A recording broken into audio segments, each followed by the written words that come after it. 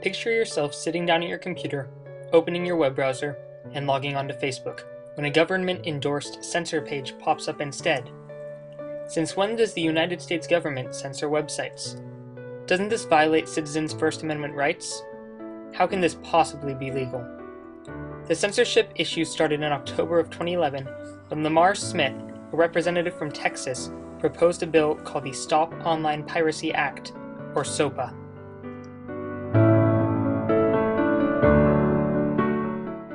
SOPA would enable the U.S. Department of Justice, as well as copyright holders, to shut down websites that violate any kind of copyright laws.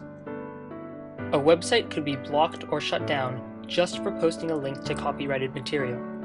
This would allow larger corporations to immediately shut down emerging search engines and social networking sites, as well as a slew of others. If the website is not based in the US, no problem.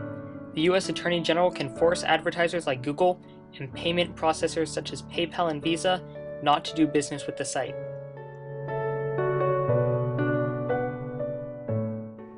CNET correspondent Larry Downs stated, "A bill that was to target only the worst of the worst foreign websites committing blatant and systematic copyright and trademark infringement has morphed inexplicably into an unrestricted hunting license for media companies to harass anyone, foreign or domestic, who questions their timetable for digital transformation." The MPAA, or Motion Picture Association of America, favors SOPA, as do the Recording Industry Association of America and the U.S. Chamber of Commerce. These industries want to shut down sites that infringe on their copyrights, even if it's only something like a picture or link. A study examined approximately 100 rogue sites and found that these sites attracted more than 53 billion visits per year, which average out to approximately 9 visits for every one person on Earth. Companies such as Google, Facebook, Twitter, Zynga, eBay, Mozilla, Yahoo, PayPal, AOL, and LinkedIn are opposed to SOPA. In an open letter to Congress, they stated, "The bill as drafted would expose law-abiding U.S. internet and technology companies to new, uncertain liabilities, provide rights of action, and technology mandates that would require monitoring of websites. The bill would also require internet service providers such as Comcast, Verizon, and even cell phone carriers to block users from navigating to certain sites. United States citizens are, for the most part, opposed to the bill. People want the internet in the US to remain open and not follow in China's footsteps. Another problem with approving SOPA would be that it would serve as the foot in the door by which the government could shut down even more domains on the internet that they find offensive. SOPA could lead to the eventual censorship of the entire internet to the point that it becomes a propagandized mess of government material. SOPA would violate the First Amendment by taking away freedom of speech. The bill also has the potential to harm internet security. 83 of the internet's most prominent inventors, founders, and engineers in an open letter to Congress said, "Censorship of the internet infrastructure will inevitably cause network errors and security problems." This is true in China, Iran, and other countries that censor the network today.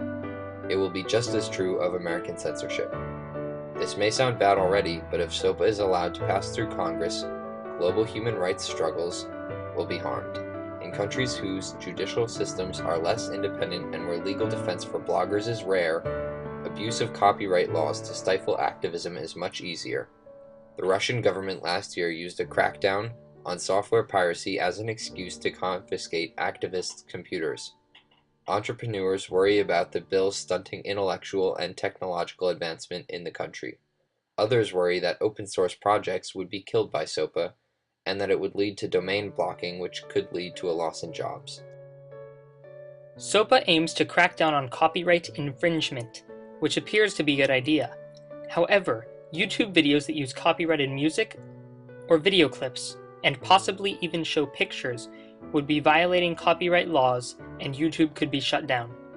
The same would happen for Google with videos and images, or social networking sites like Facebook or Tumblr where people can post copyrighted material that could cause the entire site to be shut down. Even a link to copyrighted material on Twitter to anything that even slightly violates copyright law could cause Twitter to be shut down.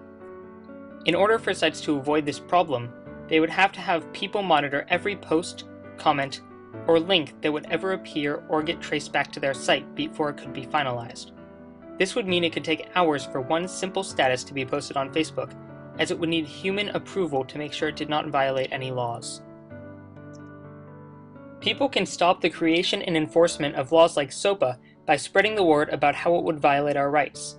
To help keep SOPA from becoming a law, visit www.americancensorship.org to call or email Congress.